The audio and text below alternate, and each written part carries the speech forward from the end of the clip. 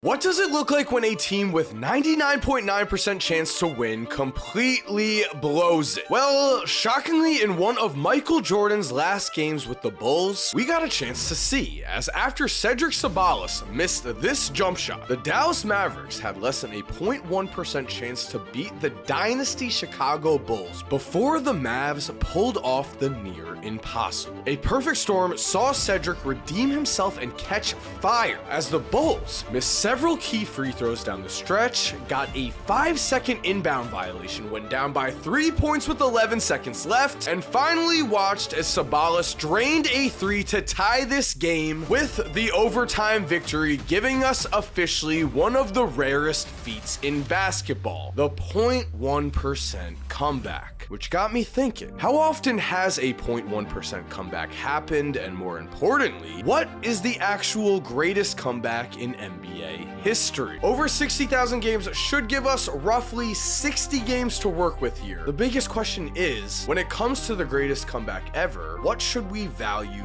the most? Is it a pure, incredible individual outburst like Tracy McGrady's? As down 9 with just a minute left in the 2005 season, the Rockets hit that rare 0.1% chance to win before T-Mac had one of the greatest 1-minute performances the NBA has ever seen. At one point in his career, Kobe said T-Mac was the toughest player he ever had to guard, and you can see why right here. As Tracy would not only finish with 13 points in 33 seconds, but he hit this outrageous N1-3 over Tim Duncan and finished the game off with a pull-up 3 in transition. A 3 that sunk the eventual champion that season, San Antonio Spurs, a frantic, amazing comeback. However, maybe you value raw score more. In 1996, the Utah Jazz found themselves down 36 points to the Denver Nuggets before John Stockton and Karl Malone led them to the largest comeback in NBA history in terms of pure points. Certainly great, but to be fair here, the Jazz were losing by a large margin early on. They actually managed to increase their odds of winning this game to 10% by the end of the third quarter. This comeback was certainly a stunning achievement, except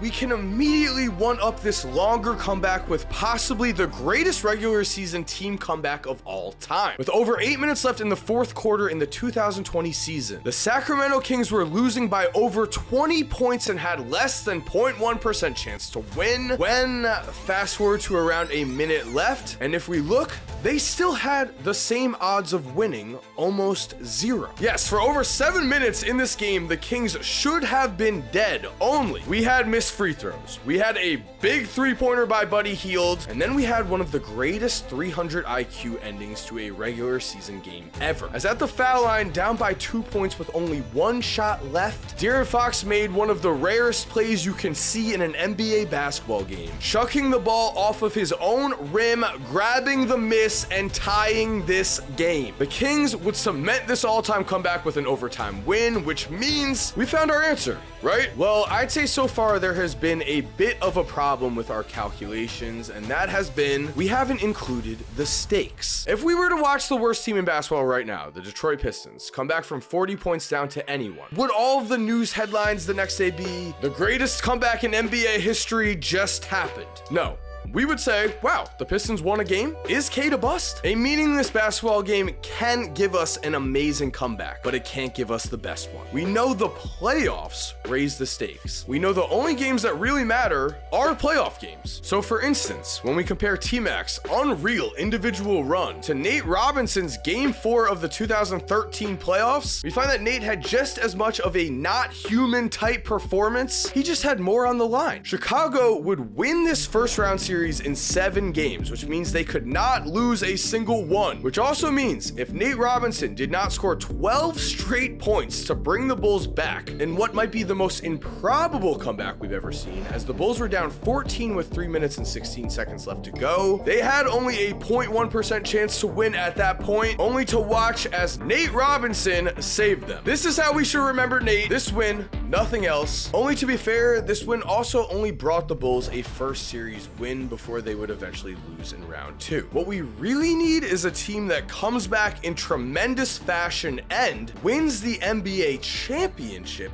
because of it. Since 1996, there have been 4 finals games that have been truly historic comebacks, although they all have flaws in some way. You may remember the 2013 finals, where after LeBron James missed this three-pointer down by 5 in an elimination game 6 with just 23 seconds left, the Heat were given just 0.7% odds to win. They were in as bad of a situation as anyone could be in. Offensive rebound by the Heat, LeBron 3. Missed free throw by the Spurs. Offensive rebound by the Heat, Ray Allen all-time historic shot. A sequence of events that not only saved the Miami Heat season, but also saved them a title as they would go on to win Game 7. Is this our answer? I say no. I say this comeback is just too short, and this was a true back and forth game throughout. The stakes were high, the plays were incredible, the short-term comeback was as good as you can possibly get. The same could be said about the 2004 finals in Game 2, where Shaq and Kobe had around the same odds of winning, down 6 with 37 seconds left, before Kobe would drain this contested 3 in regulation and the Lakers closed in overtime. This has been forgotten because this was the only win of the Lakers 2004 NBA Finals. And again though, for the all-time #1 spot, this comeback was just too short. After digging through all 60,000 games, with the help of unpredictable.com again, I think I have found our answer. I think our best possible example, unfortunately, comes at the expense of the Heat in 2011. Many remember Jason Terry scoring more points than LeBron James in this series. Few remember that the Miami Heat took Game 1 and were about to win Game 2 before they choked. Choked horrendously, I might say. The Heat led Game 2 by 15 points with under 7 minutes left when they suddenly lost their minds and began to chuck up 3 after 3, while on the other end, Dirk Nowitzki led what I will call the greatest NBA comeback ever. In this game, Dirk would immortalize himself in NBA history. He would make the final 4 shots for the Mavs, including a 3 to give them a 3-point lead with 26 seconds left. And after a Mario Chalmers make that we've all forgotten as well, Dirk would close this one out himself and no overtime was even needed. If the Heat win this game 2, they're up 2-0 in the series. It is very likely they win the 2011 NBA championship. It is possible a lot of people say that LeBron James is better than Michael Jordan. Instead, Dirk Nowitzki earned himself a statue outside of the Dallas Mavericks arena with this performance. I'd add bonus points for that. I want to know what you think down below. What do you think is the greatest comeback in NBA history?